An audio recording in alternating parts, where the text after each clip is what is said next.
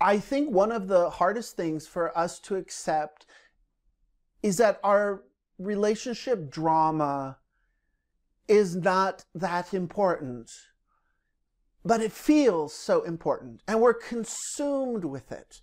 And this happened, and that happened, and this happened, and now I feel this, then I feel this, and he said this, and she said that. And the weight, the magnitude, the importance, valuing love, and what we assign the other person, assign to the relationship, what we assign to the fact that we're together, what we assign to the fact that the stakes are so high.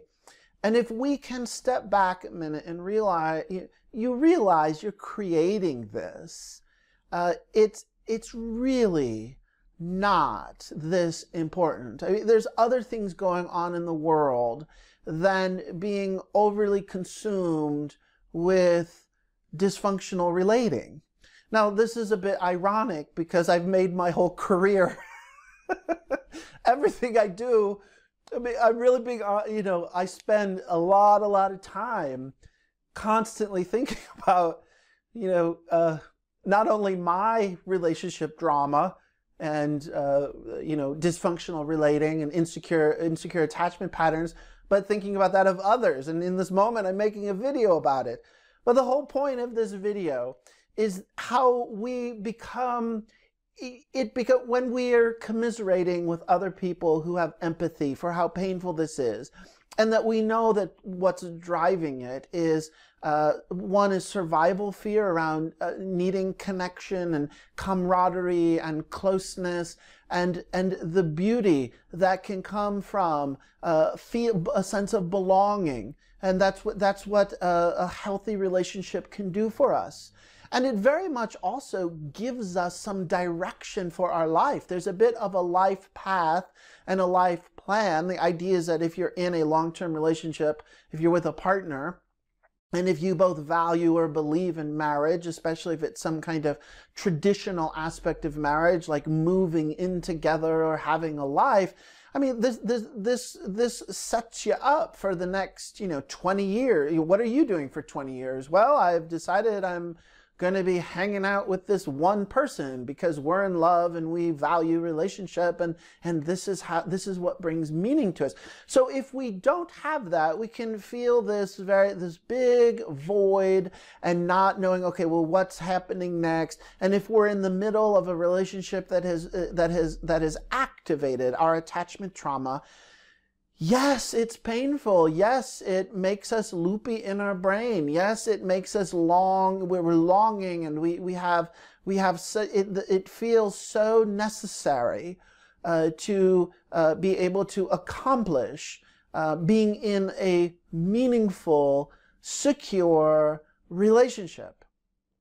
However, if that's not happening, and even if you're in the middle of some very painful stuff, it's very helpful to take a step back and say, you realize this is really a lot of extra unnecessary drama, and you're choosing to stay preoccupied. You're choosing to clutter your mind with the ongoing details of the failed relationship and how it's not meeting your expectations, and how you need to stay committed to reviewing what happened, what didn't happen, what's going to happen.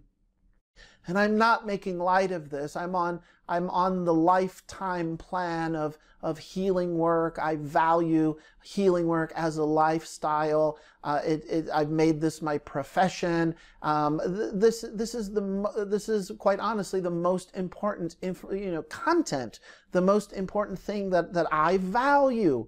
But even for me to say this, it can be necessary and refreshing to look in the mirror and say, this is not the only thing going on in the world.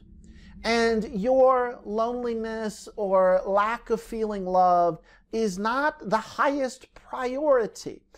It can be a very helpful healing exercise to be able to take a step back and to shuffle, to reorganize some of your priorities, to, if anything, just take a break from the intensity of your longing, and just take a break from the intensity of the drama, and just take a break from the intensity of what's not going well.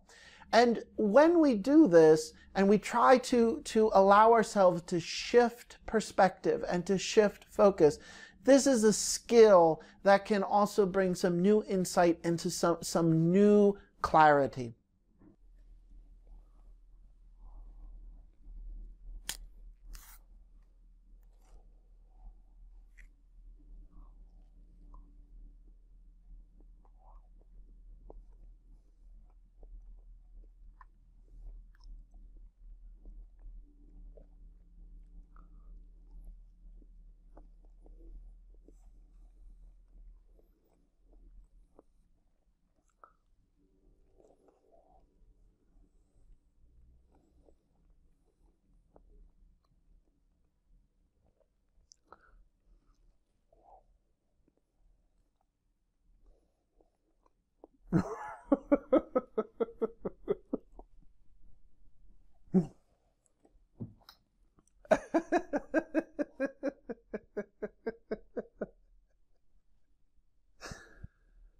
Okay, go.